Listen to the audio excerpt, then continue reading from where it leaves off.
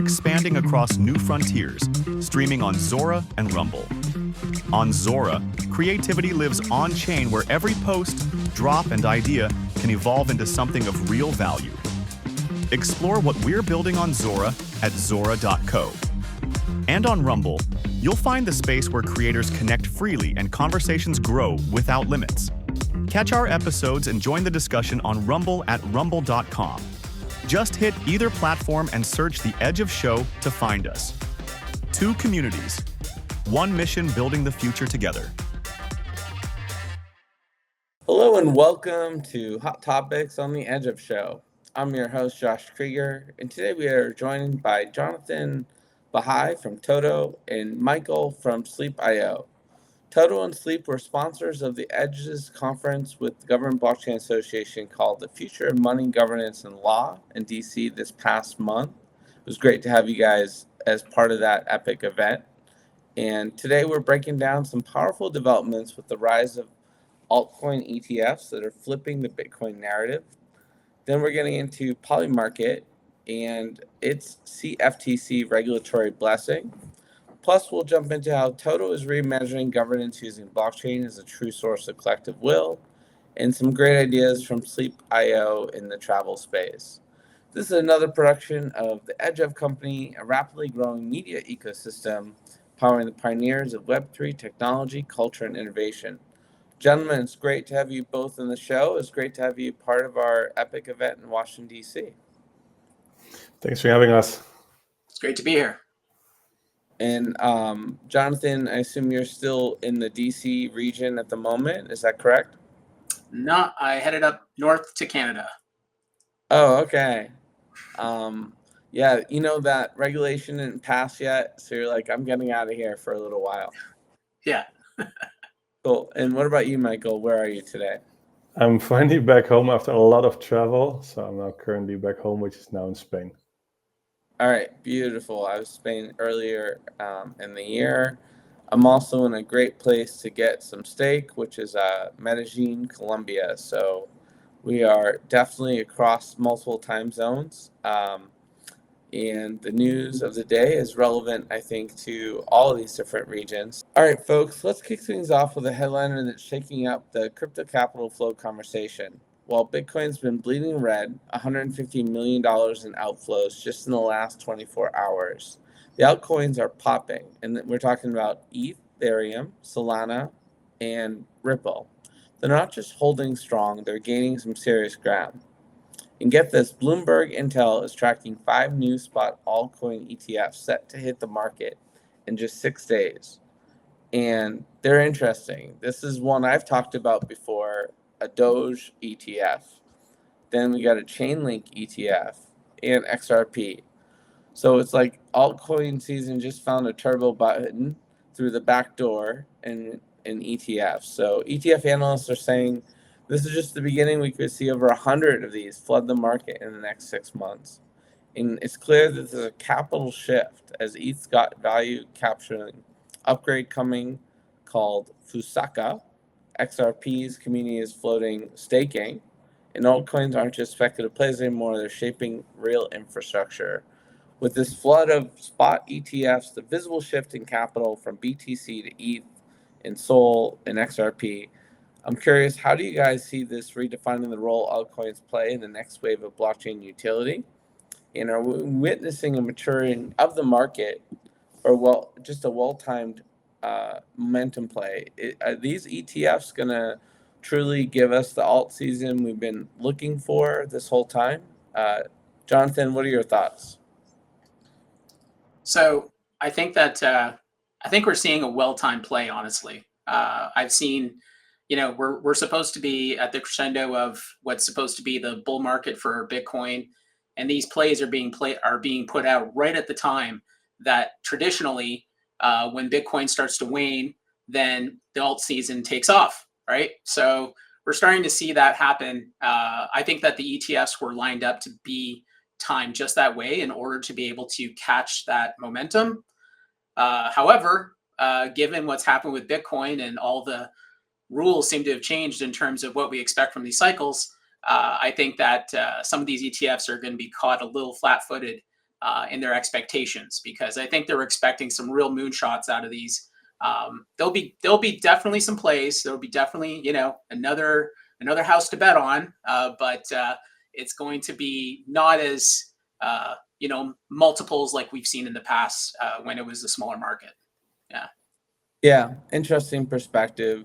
I've been calling this Dogecoin ETF play for about 3 months. It just felt like it was inevitable. Doge is a proxy for the entire meme market and the entire small cap market. Not financial advice, but I do hold some Doge, and it just made sense. I was at the in Buenos Aires. There's a Doge OS movement where they're building a whole operating system and ecosystem around Doge right now.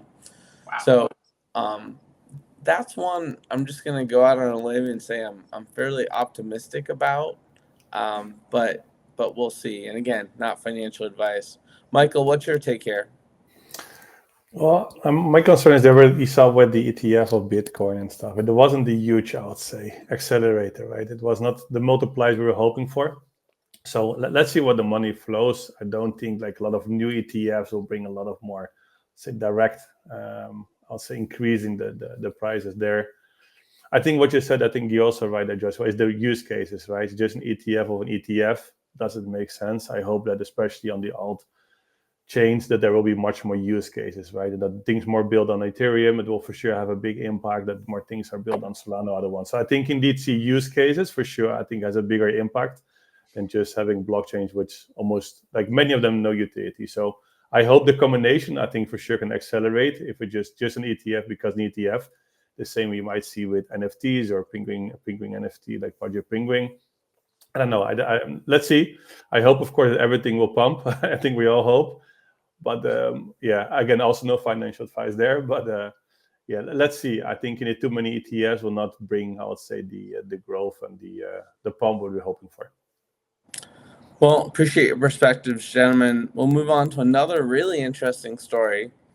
Polymarket has won CFTC Greenlight, and this is a prediction market product that's been a global phenom for the last few years, now entering the U.S. spotlight. So maybe this is a sign that regulators are finally ready to play ball. The CFTC just gave Polymarket the formal green light to legally offer intermediated access to U.S. users. This means we are now a fully regulated on-chain prediction market under federal government oversight. This is more than just a compliance badge, it's a shift in perspective. Prediction markets have lived in this weird legal limbo for years, but now the CFTC nod is saying we're talking about opening the floodgates to institutional capital, broker-dealer integrations, mainstream liquidity. We're talking about the platform that accurately predicts government elections better than polls, right? This is a pretty fascinating, crowdsourced market prediction mechanism. And Polymarket has leveled up the board from surveillance tools to cleaning systems to make this happen. So they're not just thinking about politics or sports bets. We're talking about a rise of a whole new financial asset class that could forecast everything from geopolitics to AI policy to macro shifts. With a platform like Polymarket now getting official regulatory blessing, what ripple effects do you all see having across the Web3 space, especially for platforms building in this area or traditionally lived outside the regulatory umbrella? Does this create new legitimacy, or does it force a rethinking of decentralized principles and how platforms scale? I think Michael and Jonathan, I think there's actually some implications for both of the industries you're in, travel and of course elections and whatnot. So Michael, when you think about Polymarket entering the U.S. and you think about your product suite, what comes to mind in terms of the potential here and the risk? Yeah, I think it's very, very interesting. Like indeed, you see the partnerships that Polymarket has indeed regarding indeed like UFC. It will people onboarding into Web3 because they can do the betting on, and so I think first of all it brings people as well into Web3, but I think it's very strong.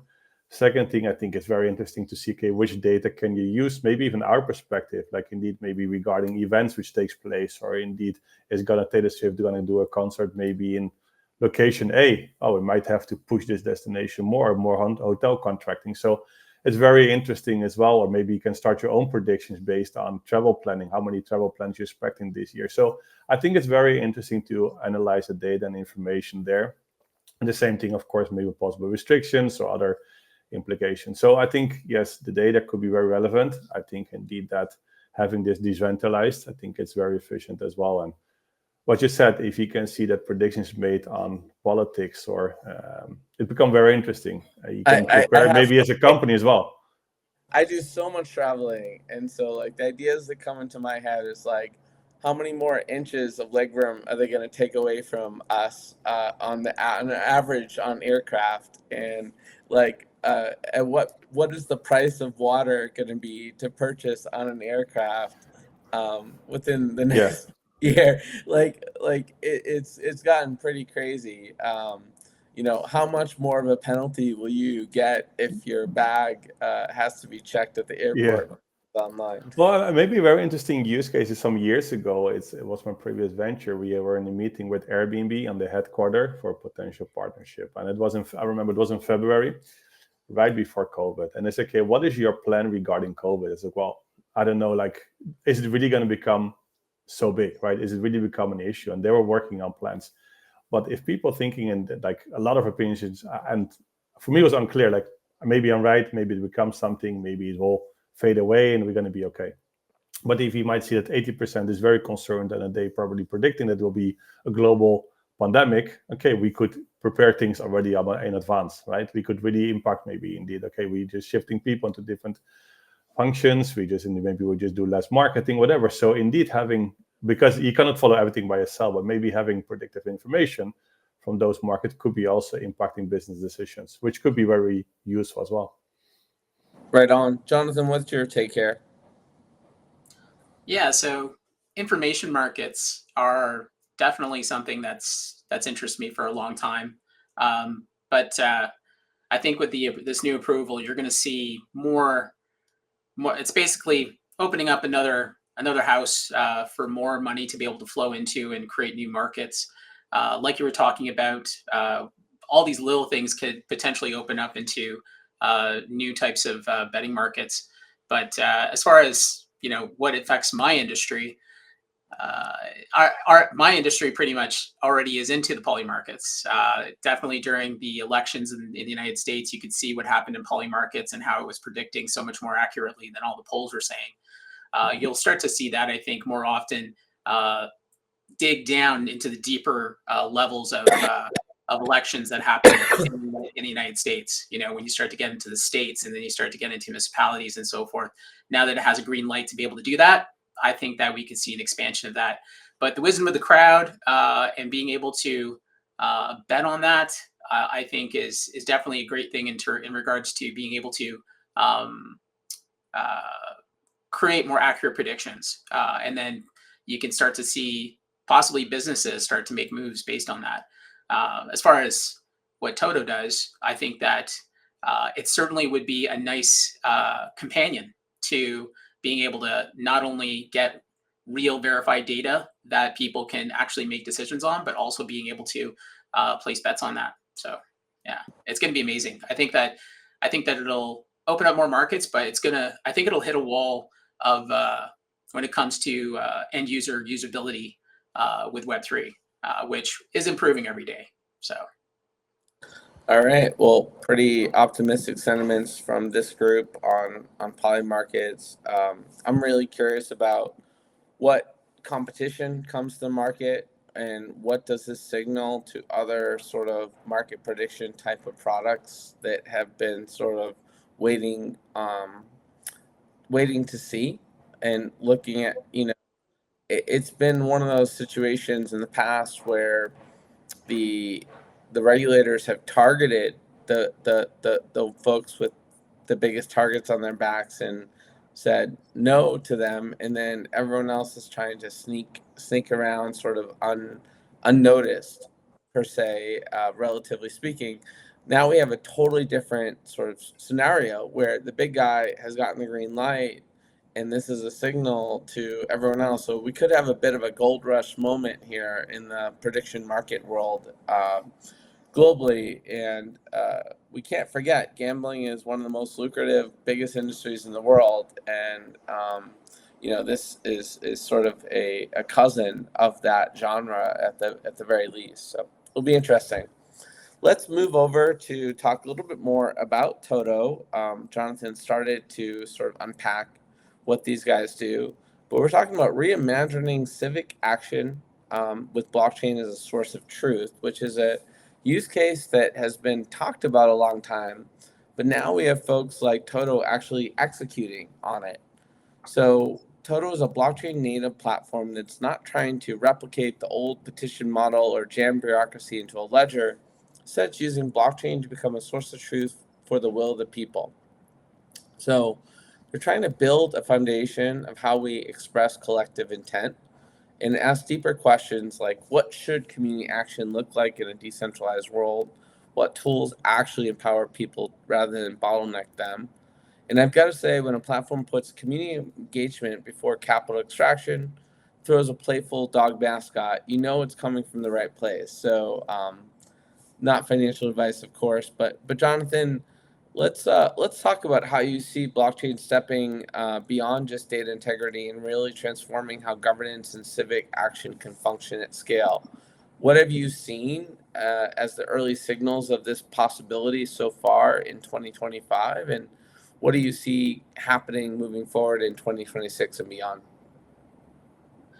So I can speak mostly to our own experience with the development of Toto, obviously, but in the blockchain space, I've been involved in DAOs. I actually was the signer of the very first DAO transaction back in 2015, and since then, I've been involved in various DAOs and seen all the issues that come up with governance, especially when it comes to trying to do blockchain governance. I've been on various committees. I've served in different formats of traditional government positions or governing positions, not government. But from all that, I took all those learnings and I realized that you have to come from a place of beginning with wanting to have all people involved. There's some people that will want to give certain weight of vote to other people. I'm sure in the blockchain space, you see how depending on how many tokens you have, you're able to vote so many. And then next thing you know, you got this oligarchy of people that are controlling everything, right? Which is not exactly fair. So I think that for 2025, I think that governance has come to the forefront, especially as people become more frustrated with our traditional governance outside of blockchain. But the blockchain space has not really advanced so much on that front, simply because it's a really tough nut to crack.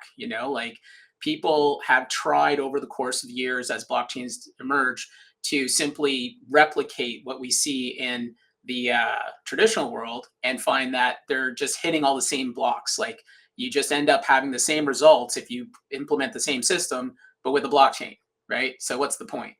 But going forward, I think that we can start to reimagine blockchain coming from a place where we can actually deflate the amount of people's input to a point where it becomes a crowdsourced solution rather than just a few votes that are actually dominating everything. Like if you look at some of the governance that's gone on in Ethereum, for example, they could never get past 22% participation in voting, right? And same thing happens with all other like not just blockchains, but even in the real world, we see low participation. So you need to focus on the elements of how do you get people to participate in governance.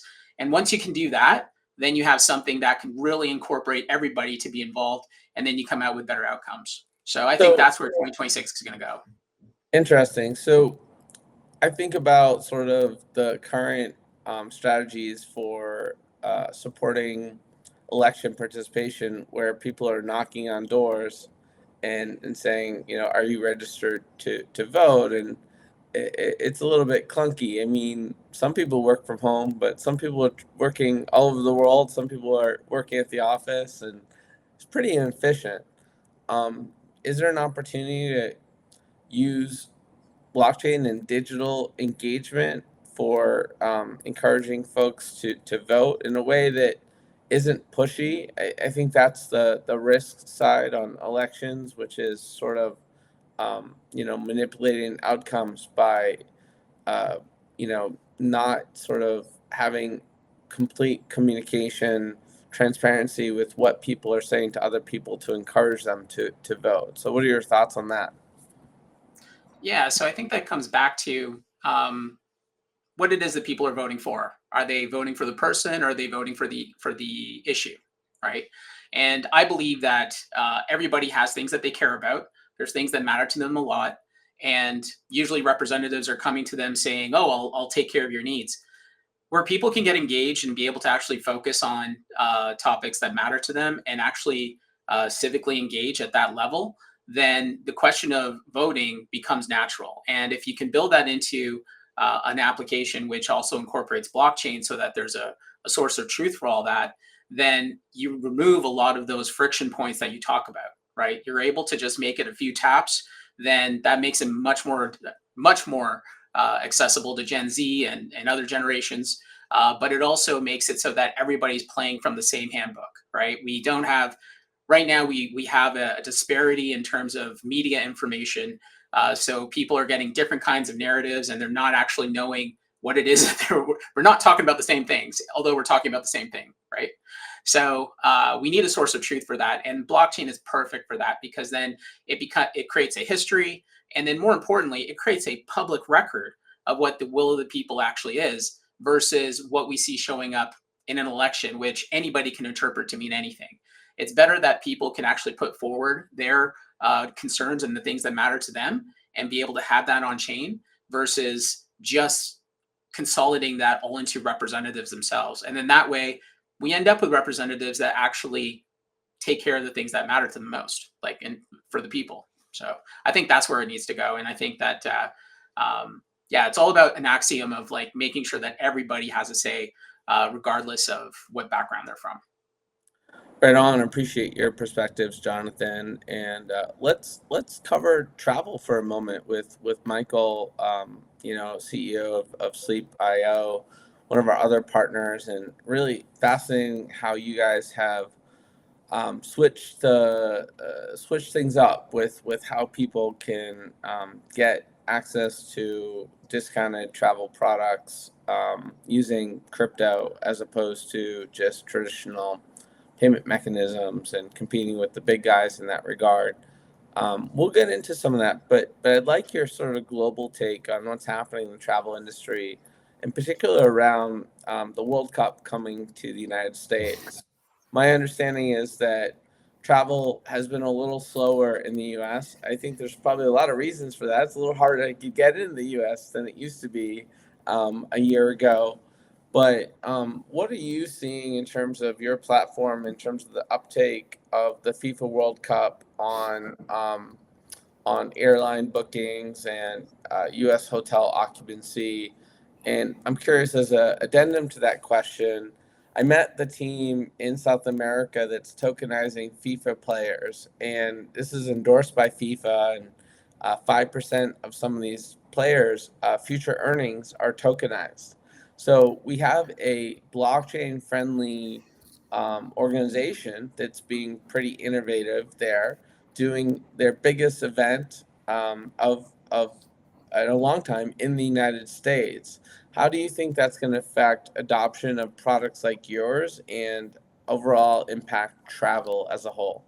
Yeah, I think the whole event travel, sport travel is very interesting. So it becomes a bigger focus for us as well. We partner with several F1 drivers as an example, and more sports events are coming. So this becomes very interesting. Like indeed, you see a large group of people coming together. The only thing what you see is that I would say Web3 users compared with, I would say, Web2 users, they have a different way of, I would say, booking travel. We see that people in Web3 pay with crypto book very last minute. Like big part is, I would say, more than 60% is within 2 days. When you see Web2 users, when they pay with fiat, they're booking weeks in advance. So it's a huge difference. It's very interesting to see different, I would say, booking pattern of those users. For sure. So if we target Web3 users, it becomes much more like a last minute thing. If you're looking at in the World Cup, for example, like Yes, it is a big thing. I think especially in Europe, people are still waiting. It's not finalized. Okay, who's going to the World Cup? I think when the pool and everything is set, when they know when the matches takes place, I'm happy the Dutch team is qualified, so happy for that one. But indeed, then when the matches are clear and know in which cities they're going to play, then you see the big uptake, right? So this will be a few days of a huge push, and then you can see a big group is just waiting, right? And it's just okay, like. And what we see as well, that for those kind of expenses, like it's a big journey, right? You just need for Europeans visit their football team to go to the US.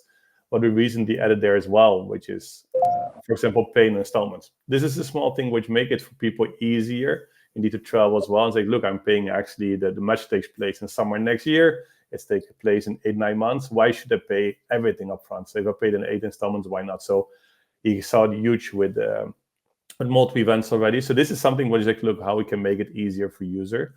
One thing to come back with tokenizing full players, what is very interesting, we did the same with cities.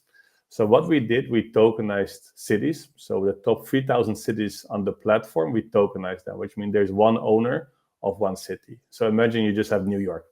So if Jonathan has New York and Josh is booking New York for the match, that because Jonathan is owner of New York, he gets rewarded. Boston. I'm definitely not choosing New York. Okay, I just imagine what's the use case. But yeah, in that case, you just get actually incentivized. So the owner of the city, there's only one owner per city, is the one who get actually rewarded actually in sleep points, which you can actually use for his own travel. So we tokenize the city, make it cool. You can see some competition around cities. So for sure, you can see the cities which are part of the World Cup. Yes, they will just do well. So you might see some nice secondary transactions saying, I want to take over the city because I'm expecting X volume. So indeed, gamification and tokenizing, I would say, could be players, could be cities, could be hotels. It's of course very interesting for visibility there. So and you mentioned one more thing there is the tokenization. And so one thing we do as well is the tokenization of the hotel booking. Right, which means if you're making a booking on our platform, technically the booking becomes NFT. So imagine you're just planning to go to the World Cup and you think, okay, I'm going to see finally Ronaldo playing and I want to go to the Portugal match, but he got an injury and say, look, I just don't want to go to the match anymore. Right? It was my dream to see him. I actually prefer to sell my hotel night. You'll be able because actually creating a secondary market for a hotel night. So you're creating the flexibility and the use case of, I'll say, blockchain is something what you can adopt in that case into. So this is a feature of your product I wasn't fully aware of. I can buy a non-refundable hotel room using Sleep.io and then sell it to somebody else. So technically, the booking's already NFTs. We didn't open the secondary market yet, but it's already, like I'll say, the booking is already tokenized. So yes, you'll be able to indeed transfer or resell your reservation. It could be as well they should like booking 10 rooms and resell them for more. So you might, I'll say, we shouldn't become a speculation on hotel nights. But yeah, it could be. Someone's, look, I'm planning to go with 10 friends. I don't know which one yet. I'm booking 10 rooms. And let's see later. I might use 8 and sell 2. I mean, I should not say this online, but the obvious play here is with Davos. If anyone's been to Davos, if you don't book your hotel room in Davos like 6 months in advance, you're paying $5,000 a night for a 1-bedroom with a twin bed. So the entire city is like increases their rates last minute. So this is a little bit of a prediction market sort of capability here with Sleep.io if you're going to Davos. Well, you might change your travel plans, right? So Davos could be a nice example. You might change your travel plans, and you might, or you just think, look, you just are smart. You just know, okay, there's going to take some. I'm going to bet already on New York, going to book nights for New York, even though I don't know if Portugal, whatever, or Spain will qualify, and let's see later. So for sure, it will open some, I would say, new revenue streams as well for hotels, right? They said, look, we can maybe create some earnings from the secondary market, and they unlocking new revenue streams. So there's a lot of possibilities in travel. Where you say, look, you're using blockchain technology, and then you have a clear case. And in that case, also you can remove middlemen. Right? As you said, okay, we have good deals. Yes, our prices is much lower than Expedia Booking, right? I think between 15 and 20% cheaper than those because you can eliminate some part of the transactions, payment flows, whatever. So. And that's what I mentioned before. I go back to your first question regarding ETF and use cases. That's why I hope and that the more and more use cases like this, and of course, part of what we have built will be there because this can really push, I would say, people onboarding from Web 2 into Web 3, which also help indeed in more, I'll say, more money flowing into crypto. Well, very cool, Jonathan and Michael. Great to have you both on the show, and great to have you as partners for our Future Money Governance and the Law Summit in DC. It was a truly epic experience, thanks to friends like you guys. That wraps up our hot topics for today. We explored the surge in altcoin ETFs, what it means for Bitcoin's dominance, the CFTC's Greenlight for Polymarket, the rise of on-chain prediction markets, and how Toto is rethinking governance with blockchain as a source of truth, as well as Sleep.io's perspective on how this upcoming FIFA World Cup is going to impact the travel industry and what some of the opportunities that blockchain unlocks around travel moving forward with products like Sleep.io. I'm Josh here with our guests, Jonathan and Michael. Stay curious, keep pushing boundaries, and don't forget to subscribe and follow on your platform of choice so you never miss what's next on the Edge of Show. Also follow Sleep.io and Toto while you're at it. Thanks so much.